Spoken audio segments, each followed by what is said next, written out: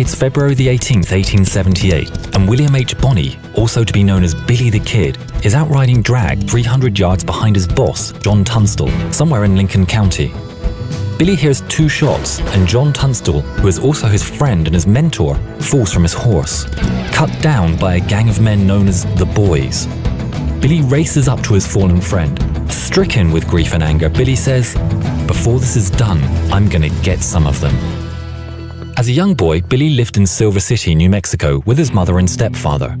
Living in New Mexico, Billy immersed himself into the local culture. He learned to speak Spanish fluently and could even pass as a Mexican and was well liked by the Hispanic community. Billy and his brother played with the other children in the town and were remembered fondly. Because he was small and somewhat girlish looking, he was frequently a target of bullying. His friends later recalled that he was not loud, but easygoing, loyal and courteous, and very, very brave. In 1874, Billy's mother Catherine lost her battle with tuberculosis and died. His stepfather, William Antrim, effectively abandoned the 2 boys and moved to Arizona. Billy was just 14 and entered a boarding house. He made friends with a small-time crook called Sombrero Jack. Billy's life was to change dramatically when Sombrero Jack robbed a Chinese laundry. He asked Billy to hold on to the swag and store it in the boarding house. It was discovered by Mrs. Brown, the owner, who reported it to the sheriff. Sombrero Jack skipped town, but Billy was captured and imprisoned, but only for 2 days. While in prison, he convinced the sheriff to let him out in order to stretch his legs. The main door to the prison was locked all the time, so the sheriff thought there was no risk. However, as soon as his back was turned, Billy squeezed into the fireplace and up the chimney and escaped across the roof of the prison. You could say that this was the start of Billy's fame, as his story made it to the papers, with the Silver City Herald publishing the story of the robbery. Now on the run and desperate, he traveled by stagecoach to his stepfather's home in Arizona. Billy told him of the robbery, and Antrim threw him out, but not before Billy could steal some clothes and guns. The 2 men never saw each other again. In Camp Grant, there was a blacksmith called Frank Windy Cahill. Windy would frequently bully the Kid. On August the 18th, 1877, the Kid was in Atkins' cantina when Windy Cahill decided to humiliate him. It was to be the last time. In the struggle, Billy managed to work one arm free and grabbed his .45. A shot rang out and the giant blacksmith slumped, never to rise. Billy worked himself free, sprang out the door of the cantina and jumped on a horse, riding into the distance. With the blacksmith's death hanging over him, Billy headed back to New Mexico and joined up with the most infamous band of rustlers, who were known as the Boys. Their leader was Jesse Evans and his sidekick was John Kinney, king of the rustlers. The Boys began working for the House. The House was a hugely influential business, selling goods, land and cattle. One of the heads of the House was James Dolan. He was an Irish immigrant and was a hard businessman that was feared and wouldn't let anything get in his way, including the law and the local sheriff Brady, who was on the payroll of the House. A wealthy young Englishman, John Tunstall, arrived in Lincoln County, New Mexico, and decided he could outwit the locals by setting up his own monopoly with his own store in cattle. Tunstall's business impacted the profitability of the House and put him directly in the path of James Dolan, and the 2 became bitter enemies. Dolan got Billy and the Boys to steal horses from Tunstall. They were caught and Billy was imprisoned. Tunstall visited Billy in jail and they hit it off. Tunstall offered Billy a job working for him and the Kid accepted. He was only 6 years older than Billy, but Billy respected the man and saw him as a mentor. For the first time since his mother's death, the Kid found himself at home. He was welcomed in and became firm friends with Tunstall and his employees, one of which would later remember about Billy. He was the center of interest everywhere he went, and though heavily armed, he seemed as gentlemanly as a college-bred youth. He quickly became acquainted with everyone, and because of his humorous and pleasing personality grew to be a community favorite. The Tunstall group were out riding, with Billy guarding the rear about 300 yards behind. When a flock of turkeys got the attention of the 2 men riding with Tunstall, they headed off with their rifles to bag dinner. It was at that moment a posse of men, Billy's old gang, the Boys, appeared and shot Tunstall. Billy was left, grieving over his friend, but swearing revenge. Knowing Sheriff Brady was on the side of the House, Billy went to the Justice of the Peace, a man called Wilson, who issued arrest warrants for the assassins. Wilson assigned a Constable Martinez to help with the arrest. He deputized Billy and Billy's friend Dick Brewer to help him fulfill the warrant. For the first time, Billy the Kid had the law on his side, or so he thought.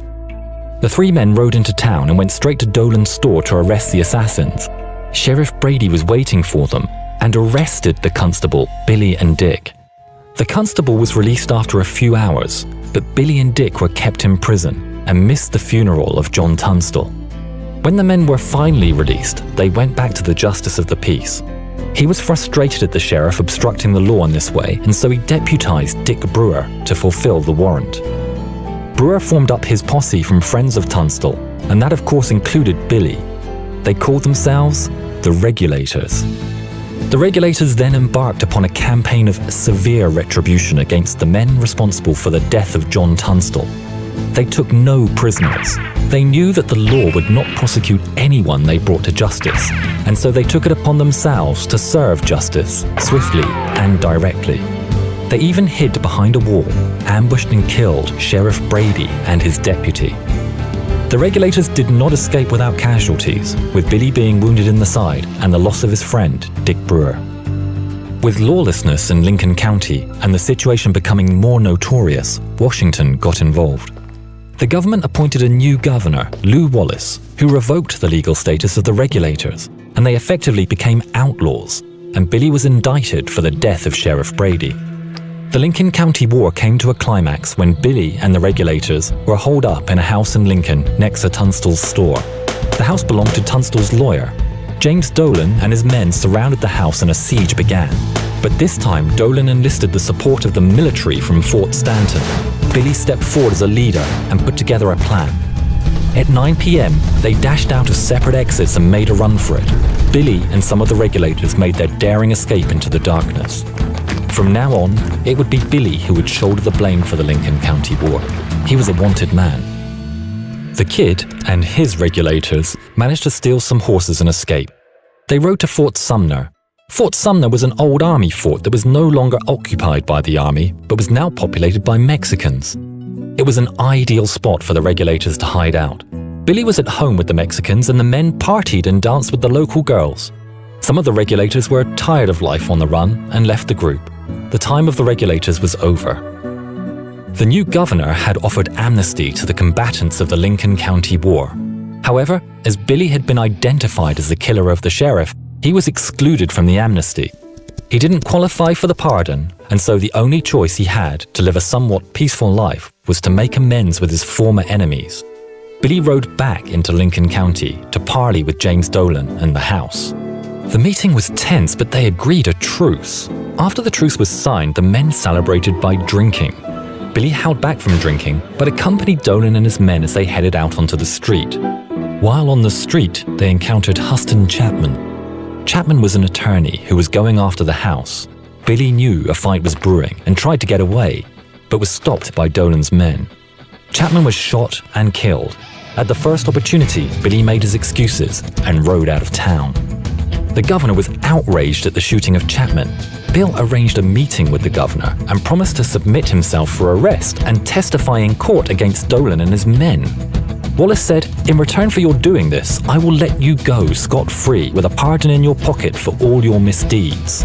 They had a deal. Billy had his day in court and lived up to his end of the bargain. His enemies were furious. After the trial was over, Governor Wallace shunned Billy and headed back to Santa Fe to finish writing his book Ben-Hur. Betrayed, Billy had no pardon and his enemies were out to get him. Caught between the law and the lawless, he walked out of jail and went back to the life he knew best. He set up a gang and became an outlaw.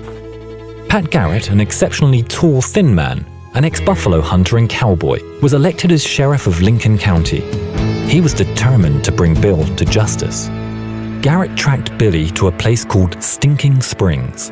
They surrounded the house where the gang were holed up, and they surrendered. Billy was convicted and imprisoned in Lincoln while a scaffold was built. The Kid had escaped from many prisons, and this one couldn't hold him either. While Garrett was out of town, Billy managed to escape, shooting 2 deputies in the process. Amazingly, he didn't leave town straight away. He danced in the streets celebrating and even chatted to the locals.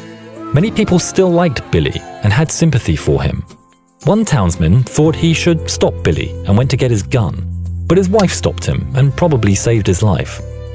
So Billy had his uninterrupted celebration of freedom before ordering a horse be brought to him and riding out of town.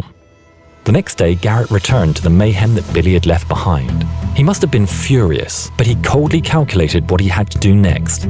He knew Billy would go to ground and be impossible to track, so he did nothing, just waited until Billy felt comfortable and surfaced once more. Billy had many lovers, but he was very close to Paulita Maxwell, sister of Pete Maxwell, who lived in Fort Sumner. Pat Garrett started to receive information that Billy was in Fort Sumner, and Garrett headed there to get his man. On July 14, 1881, Garrett and his deputy made their way into Fort Sumner and went to Pete Maxwell's house. Garrett knew Maxwell, they had worked together before and were friends. Garrett woke Pete Maxwell and they talked with Garrett sat on the bed. Pete admitted that Billy was in town, and exactly at that moment, Billy appeared in the doorway. The room was dark, but Maxwell said, "That's him." 2 shots were fired, and at the age of 21, Billy the Kid fell. Years later, his deputies would claim, due to the dark room, that Garrett had killed the wrong man. In 1948, an old-timer called Brushy Bill Roberts began correspondence with a lawyer. He said he was Billy the Kid and requested the lawyer's help to get the pardon that he was still owed. He could demonstrate how to get out of handcuffs, had 26 bullet and knife marks on his body. Even more interestingly, several contemporaries of Billy the Kid signed affidavits confirming that Brushy Bill really was in fact the most famous gunslinger of the Old West, Billy the Kid. His mission to gain a pardon was unsuccessful and treated as a joke. About 4 weeks after the application was thrown out, Brushy Bill passed away, never receiving his pardon.